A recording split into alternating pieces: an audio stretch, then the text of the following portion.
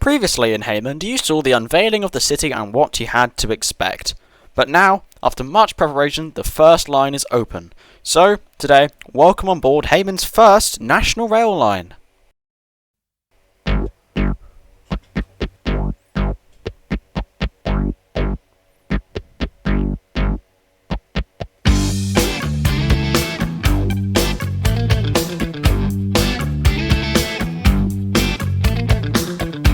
The line starts here at the rather temporary looking Lancaster Square station.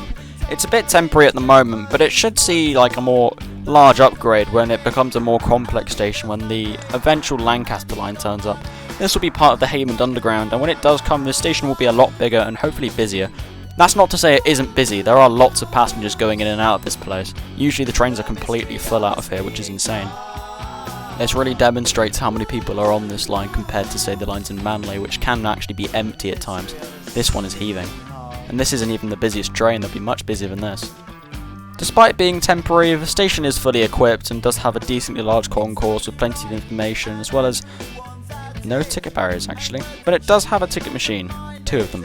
One reason why so many people board the train here could be because of its proximity to the nearby Gulleton station, which is a lot bigger and provides larger interchanges with other lines, or it could also just be because it's right by the entrance of the park, but we're going to ignore that. Moving on to our next station, which is very, very far away. Let me demonstrate. Let's go there right now, and we have arrived. Yeah, it's not great. Welcome to Mertonmoor Central Station. It is quite a lot nicer than the previous in my opinion, and I think this was one of the original stations I built, which enters its slightly lower build quality compared to the stuff that I've recently made. That's not to say it's not a nice place though, it's got these more modern ticket machines which I've made lately. Sorry, no, these are ticket barriers. As well as these screens here which display the next train, which are actually really useful if you're trying to get around.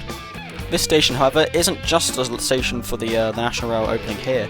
It also serves intercity trains leading into the business district, which will terminate from here, as well as the ever so slightly overcrowded Mertonmoor. Oh, and did I mention that this entire line is fully signalled?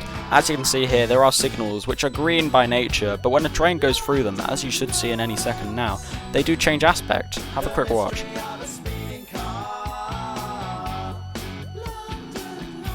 I know, it's genius that is, isn't it? Now, while there are some signal failures here and there, it is overall quite a safe line. Yeah, except that. But it's quite a good success. I think it's been a massive step up from Manly, and it's quite a cool thing to see working signals and they actually change. So yeah, that's always nice. Also, it's just occurred to me how busy this train is. Next stop, Hatchurch. Welcome to Hatchurch.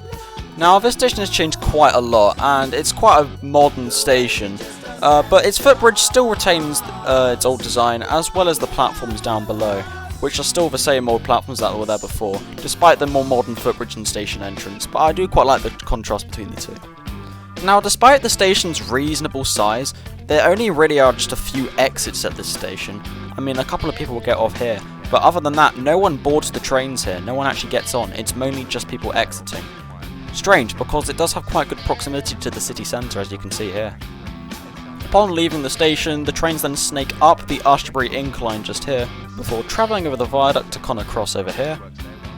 The trains then weave through the cityscape of the inner city Haymond, before they finally arrive into Bow Street. Sorry if it sounded like I was trying to hype up the main station here, that would be Haymond Central, but that is the next station, but that's not to say that this isn't a big station.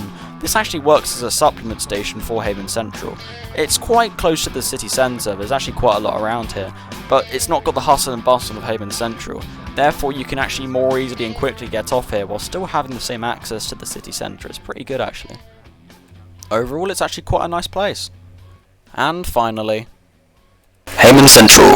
Now, this is perhaps the biggest station I have ever made, and it's the terminus for this line, and as you can see, quite a lot of people do get off here. Let me just demonstrate that for you. I mean, just for instance, this is the underneath of the station, so you don't even want to see what it looks like when loads of people are getting off at an arriving train. Here's a fresh batch of commuters, and here comes the rush of people all getting off the train all at once. You can imagine once a few more lines get built, this station is going to be absolute chaos. The station is however very spacious and has lots of space between all the platforms. It's also very well lit, and architecturally it's really pleasing, arguably one of my finest works. Personally, I think it's really great, and considering I started this literally on New Year's Eve of this year, it's still incomplete, which isn't great, but I don't really care. Anyways, thanks a lot for watching this video. I know I'm noticing a pattern at the moment where I'm having awful upload schedules, but I do try, and honestly, I don't think I can defend myself at this point. I'm just really lazy. So, yeah, goodbye.